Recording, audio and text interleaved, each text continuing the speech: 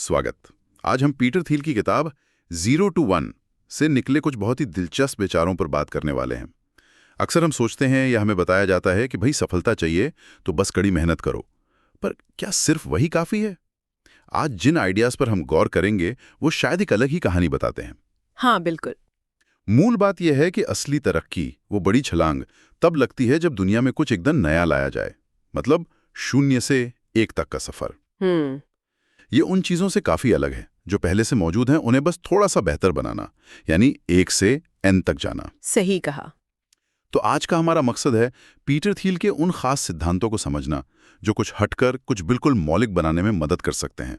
चाहे वो कोई नया बिजनेस हो, करियर का कोई नया रास्ता हो, या फिर सोचने का ही एक नया तरीका। चलिए शुरू करते हैं। हाँ, और मैं कहूंगी कि ये विचार आज के समय में तो और भी ज्यादा जरूरी हो गए हैं। हम चारों तरफ देखते हैं, लोग बस मौजूदा चीजों को ही थोड़ा और बेहतर, थोड़ा और तेज बनाने की दौड़ में लगे हैं। हाँ, ये बात तो है। ऐसे में कुछ एकदम नया रचने की ये जो बात है, ये वाकई एक अलग दिशा दिखाती है। और जैसा आपने कहा, ये सिर्फ बिजनेस की स्ट्रेटजी नहीं है, ये सोचने का एक नजरिया है कि हम समस्याओं को, मौकों को कैसे बिल्कुल नए ढंग से देख सकते हैं और ऐसे हल निकाल सकते हैं जिनके बारे में शायद पहले किसी ने सोचा ही ना हो। दिलचस्प। और शुरुआत ही एक ऐसे विचार से होती है जो सच कहूं तो थोड़ा चौंका सकता है।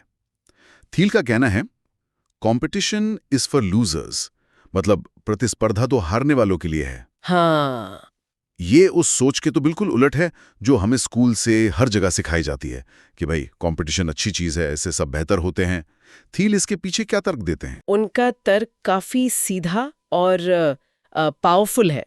वो कहते हैं कि अगर आप सिर्फ दूसरों से मुकाबला कर रहे हैं तो आप दरअसल उन्हीं के बनाए खेल में उन्हीं के नियमों से खेल रहे हैं। आप कुछ नया नहीं रच रहे, आप बस किसी और की बनाई चीज को थोड़ा सा सुधारने की कोशिश कर रहे हैं।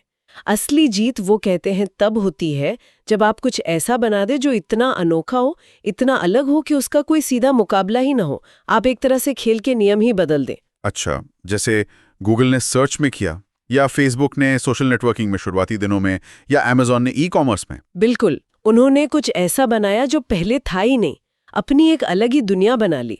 तो क्या इसका मतलब ये हुआ कि हमें कंपटीशन से पूरी तरह बचना चाहिए? लेकिन बाजार में तो हमेशा कोई ना कोई होता ही है जिससे मुकाबला होता है। देखिए, थील जिस चीज की वकालत करते हैं वो है एकाधिकार बनाना, मोनोपोली। एकाधिकार, ये शब्द सुनते थोड़ा नेगेटिव लगता है। हाँ, लगता है। हमारे मन में वही छवि आती है, कोई बड़ी बुरी कंपनी जो बाजार पर कब्जा करके बैठी है। लेकिन थील के लिए एकाधिकार का मतलब थोड़ा अलग है। उनका मानना है कि अगर आपने कुछ वाकई नया और बहुत मूल्यवान बनाया है, कुछ ऐसा जो लोगों को चाहिए और जो कोई और नहीं दे रहा, तो आप स्वाभाविक रूप से कम कुछ समय के लिए एक एकाधिकार जैसी स्थिति में पहुंच जाते हैं। और ये उस कंपनी का इनाम है, उस जोखिम का फल है जो उसने कुछ मौलिक रचने के लिए उठाया। अच्छा, तो ये जबरदस्ती वाला एकाधिकार नहीं है, ये आपकी अपनी अनोखी पेशकश के कारण मिला एकाधिकार है। बिल्कुल। मतलब लक्ष्य दूसरों को हराना नहीं है, बल्कि इतना अलग और बेहतर होना है कि कोई आपके नजदीक ही ना आ पाए, कम से कम उस खास चीज में। सही पकड़ा। ये अपनी एक नई श्रेणी, एक नई कैटेगरी बनाने जैसा है। आप सिर्फ बेहतर प्रोडक्ट नहीं बना रहे, आप शायद एक नया बाजार ही बना रहे हैं जहां आप शुरुआत में तो अकेले खिलाड़ी हैं। और थील के मुताबिक यही वो स्थिति है जहां कंपनियां असली इनोवेशन कर पाती हैं। क्यों? क्योंकि उनके पास मुनाफा होता है और वो उस मुनाफे को वापस रिसर्च में, नई चीजें बनाने में लगा सकती हैं, बजाय इसके कि सारा पैसा और एनर्जी सिर्फ कॉम्पिटिटर्स से लड़ने में ही खर्च हो जाए। ये बात तो सोचने वाली है। प्रतिस्पर्धा से बचकर एकाधिकार बनाना, अपनी अलग पहचान बनाना। और ये हमें थील के अगले अहम विचार की तरफ ले जाता है। वो कहते हैं, ऐसे रहस्य खोजिए जिन्हें दुनिया अनदेखा कर रही है। हाँ। उनका मानना है कि महान कंपनियां रहस्यों पर ही बनी होती हैं। Great companies are built on secrets. इसका क्या मतलब हुआ? कोई खुफिया फॉर्मूला टाइप चीज नहीं, खुफिया फॉर्मूला नहीं, बल्कि ऐसी महत्वपूर्ण सच्चाइयां या ऐसे मौके जिन्हें ज्यादातर लोग या तो देख नहीं पाते, अच्छा। या फिर उन्हें असंभव मानकर खारिज कर देते हैं। ये रहस्य प्रकृति के बारे में हो सकते हैं या समाज के बारे में, लोगों की जरूरतों के बारे में। थील कहते हैं कि दुनिया में अब भी बहुत कुछ ऐसा है जो हम नहीं जानते।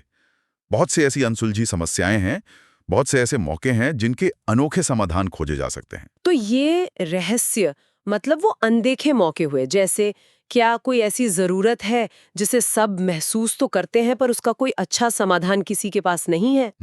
या कोई ऐसी तकनीक जो मुमकिन तो है पर किसी ने उसे उस खास तरीके से इस्तेमाल करने का सोचा ही नहीं? हाँ, बिल्कुल, कुछ ऐसा ही। ये बहुत हद तक पारंपरिक सोच के विपरीत जाने मतलब कॉन्ट्रेरियन थिंकिंग से जुड़ा है।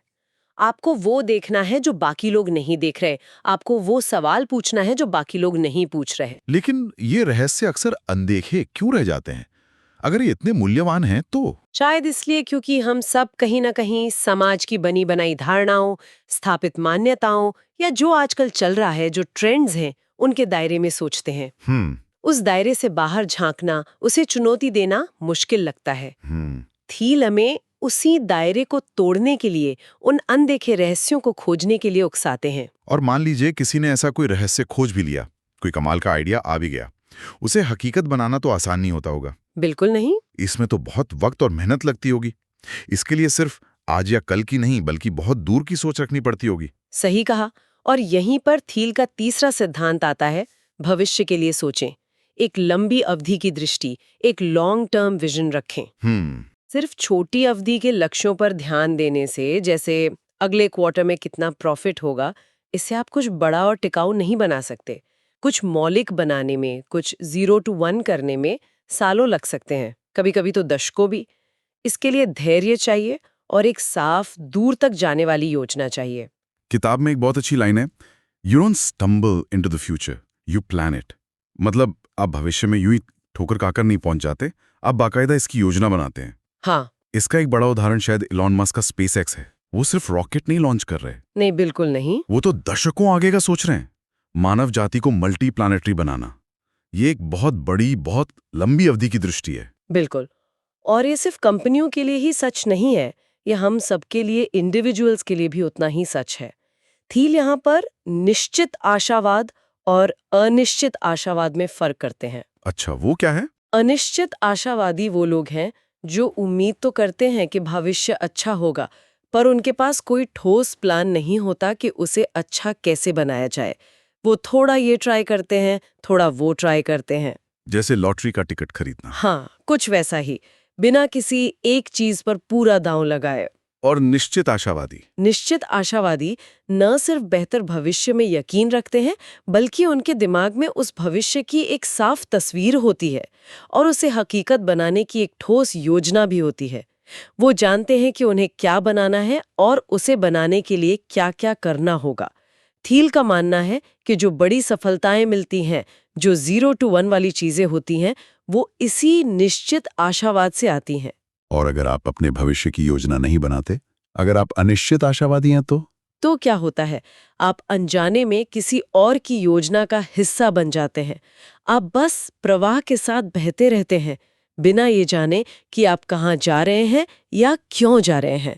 या तो अपना भविष्य खुद डिजाइन करें या फिर किसी और के डिजाइन किए भविष्य में फिट होने की कोशिश करते रहें। बात तो सही है। और इतना बड़ा, इतना महत्वाकांक्षी डिजाइन अकेले बनाना तो लगभग नामुमकिन है। नामुमकिन ही है।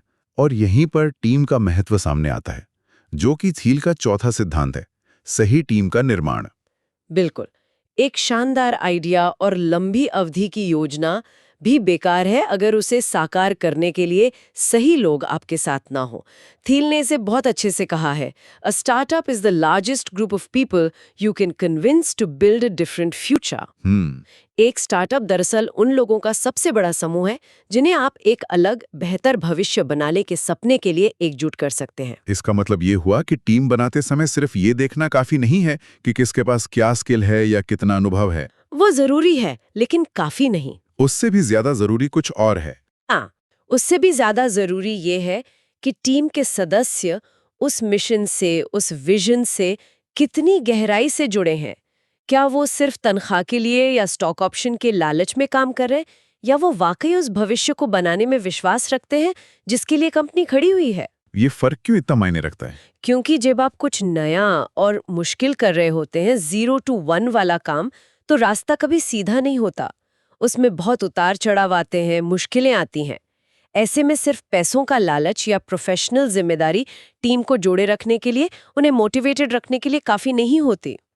मतलब एक साझा जुनून होना चाहिए, एक साझा मकसद जो पैसे से बड़ा हो। निश्चित रूप से एक मिशन पर बनी टीम और एक सिर्फ लेन देन मतलब ट्रांजैक्शनल रिश्ते पर बनी टीम में जमीन आसमान का फर्क होता है। खासकर शुरुआती मुश्किल दौर में, जब सफलता बहुत दूर नजर आती है और चुनौतियां बहुत बड़ी लगती हैं, तब यही साझा प्रतिबद्धता, ये यकीन कि हम मिलकर कुछ खास कर रहे हैं और एक दूसरे पर भरोसा, यही चीज टीम को टूटने से बचाती है, उन्हें प्रेरित रखती है, आगे बढ़ने की ताकत देती है।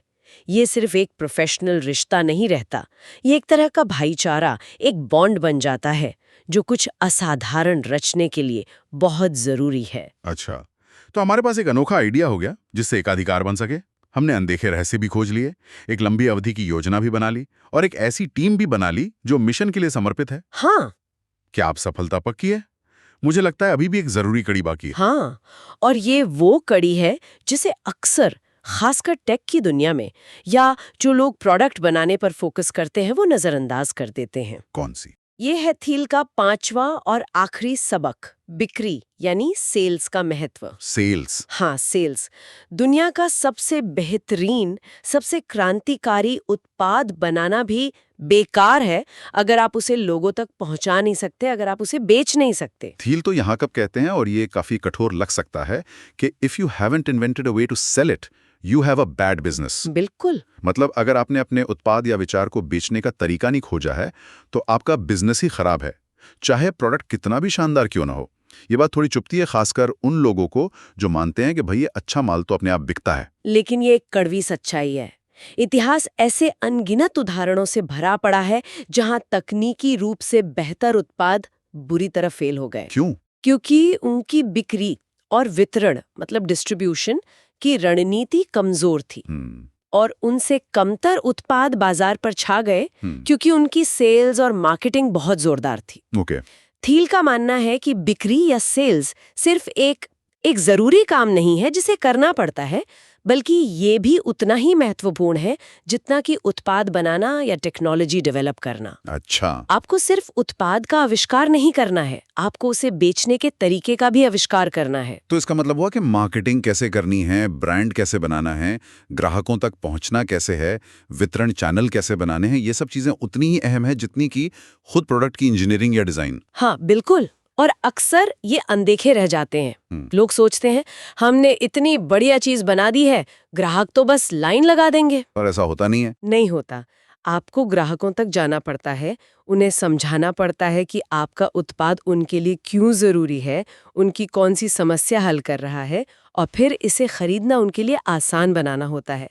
ये पूरी प्रक्रिया, जिसे हम बिक्री, मार्केटिंग, वितरण कहते हैं, ये खुद में एक बहुत जटिल कला भी है और विज्ञान भी। इसके बिना आपका वो शानदार 0 to 1 आविष्कार शायद शून्य पर ही अटका रह जाए। तो अगर हम इन 5 सिद्धांतों को अब एक साथ देखें, प्रतिस्पर्धा से बचकर एकाधिकार बनाना, अनदेखे रहस्य खोजना, लंबी अवधि की योजना बनाना, जुनून वाली टीम बनाना और बिक्री की कला में महारत हासिल करना, हाँ। तो एक पूरी तस्वीर उभरती है। ये सिर्फ अलग अलग नुस्खे नहीं है, बल्कि ये सब मिलकर एक पूरा दर्शन, एक पूरी फिलॉसफी बनाते हैं। सही कहा। ये सब मिलकर एक तरह का फ्रेमवर्क, एक ढांचा तैयार करते हैं कि कैसे भीड़ से अलग हटकर, नकल करने के बजाय कुछ मौलिक रचकर एक अद्वितीय भविष्य का निर्माण किया जा सकता है। इसमें पारंपरिक सोच को चुनौती देना शामिल है, एक साफ और महत्वाकांक्षी दृष्टि रखना शामिल है, लोगों को उस दृष्टि के पीछे एकजुट करना शामिल है, और फिर उस दृष्टि को हकीकत बनाने के लिए प्रभावी ढंग से काम करना शामिल है, जिसमें बेचना और लोगों तक पहुंचाना भी उतना ही अहम है जितना कि कुछ नया सोचना या बनाना। तो कुल मिलाकर 0 to 1 का जो सार है, जो संदेश है, वो यही है कि प्रगति का असली इंजन नकल करना या थोड़ी बहुत बेहतरी लाना नहीं है, नहीं, बल्कि वो मौलिकता है, वो इनोवेशन है जो कुछ एकदम नया रचता है। ये किताब हमें अपने काम को, अपने लक्ष्यों को, शायद अपने जीवन को भी एक नए नजरिए से देखने की चुनौती देती है कि क्या हम सिर्फ मौजूदा ढर्रे पर ही चल रहे हैं, या हम भी कहीं अपना 0 to 1 मोमेंट बनाने की कोशिश कर रहे हैं या कर सकते हैं। और जैसा आपने पहले कहा था, ये सिर्फ बड़ी टेक कंपनियां बनाने वाले अरबपतियों के लिए ही नहीं है। ये सिद्धांत किसी भी क्षेत्र में, किसी भी स्तर पर लागू हो सकते हैं। इसी सोच पर थील का एक और कथन याद आ रहा है, जो मुझे लगता है इस पूरी यात्रा के सार को बहुत अच्छे से पकड़ता है। कौन सा? Brilliant thinking is rare, but courage is even rarer. मतलब शानदार सोच दुर्लभ है, लेकिन उस सोच पर अमल करने का साहस दिखाना, वो हिम्मत करना, वो उससे भी ज्यादा दुर्लभ है। वाह, क्या बात कही है। यानी सोचना बहुत जरूरी है, पर शायद उससे भी ज्यादा जरूरी है वो हिम्मत करके पहला कदम उठाना, वो 0 से 1 की तरफ बढ़ना। बिल्कुल, क्योंकि 0 to 1 का रास्ता कभी बना बनाया नहीं होता, वो अनिश्चित होता है, उसमें फेल होने का खतरा होता है। इसीलिए इसमें साहस की जरूरत होती है, हिम्मत चाहिए होती है, स्थापित मान्यताओं पर सवाल उठाने की हिम्मत, अनदेखे रास्ते पर अकेले चलने की हिम्मत, और दुनिया को ये यकीन दिलाने की हिम्मत कि जो सपना आप देख रहे हैं वो हकीकत बन सकता है। तो संक्षेप में कहें तो पीटर थियल का 0 to 1 दर्शन हमें मौलिकता, नवाचार और साहस के जरिए सफलता का एक बिल्कुल अलग रास्ता दिखाता है। एक ऐसा रास्ता जहां लक्ष्य सिर्फ दूसरों से थोड़ा बेहतर बनना नहीं, बल्कि कुछ पूरी तरह से नया बनाना है। और शायद इसी बिंदु पर आज की बातचीत को समाप्त करते हुए श्रोता खुद से एक सवाल पूछ सकते हैं। थील तो बड़ी तकनीकी कंपनियों, एकाधिकार और वैश्विक रहस्यों की बात करते हैं, लेकिन अगर हम इस सोच को अपने जीवन और अपने काम पर लागू करें तो हमारे अपने कार्यक्षेत्र में, चाहे वो कला हो, शिक्षा हो, बिजनेस हो, सामाजिक कार्य हो या कुछ भी और, ऐसा कौन सा अनदेखा रहस्य है, ऐसी कौन सी अनसुलझी समस्या है या ऐसा कौन सा अनछुआ अवसर है जिस पर काम करके हम अपना व्यक्तिगत 0 to 1 सफर शुरू कर सकते हैं? ये 0 से 1 वाली सोच सिर्फ उद्यमियों के लिए ही नहीं, बल्कि हर उस व्यक्ति के लिए कैसे प्रासंगिक हो सकती है जो अपने दायरे में, अपनी दुनिया में कुछ सार्थक और मौलिक योगदान देना चाहता है। ये एक विचार है जिस पर शायद हम सब सोच सकते हैं।